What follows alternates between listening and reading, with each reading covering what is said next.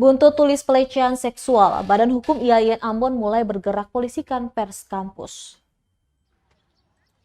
Wakil Rektor 3 Bidang Kemahasiswaan dan Kerjasama Fakih Seknun mengatakan persoalan pelaporan lembaga pers mahasiswa LPM Lintas ke kepolisian telah diserahkan ke Badan Hukum IAIN Ambon.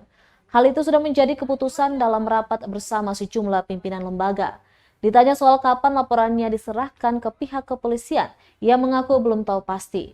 Ia mengatakan saat ini Badan Hukum tengah bergerak mengumpulkan dokumen atau hal-hal yang berkaitan dengan pelaporan. Jika sudah lengkap, langsung LPM Lintas dilaporkan.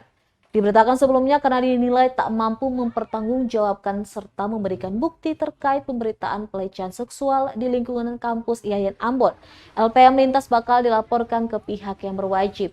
Hal itu menyusul penulisan dalam majalah Lintas yang menurunkan liputan khusus kekerasan seksual edisi kedua bertajuk IAIN Ambon Rawan Pelecehan. Dalam majalah itu, lembaga menilai LPM Lintas telah mencoreng nama baik kampus serta memperhambat alih status IAIN menuju UIN. Lembaga berkewajiban untuk memberikan respon balik terhadap pemberitaan yang sesungguhnya hanya kan merugikan kita, lembaga. Sementara kita ini dalam kerja keras untuk mentransformasi status DM menjadi UIN, ya itu di dalam sibuk-sibuk itu kita mendapat kabar yang tidak bagus dan sasarannya ke lembaga bukan individunya.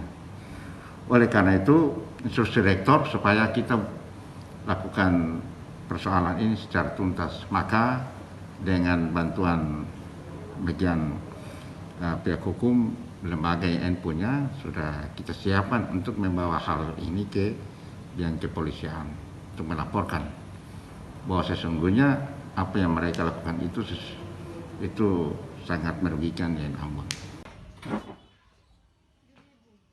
Terima kasih sudah nonton.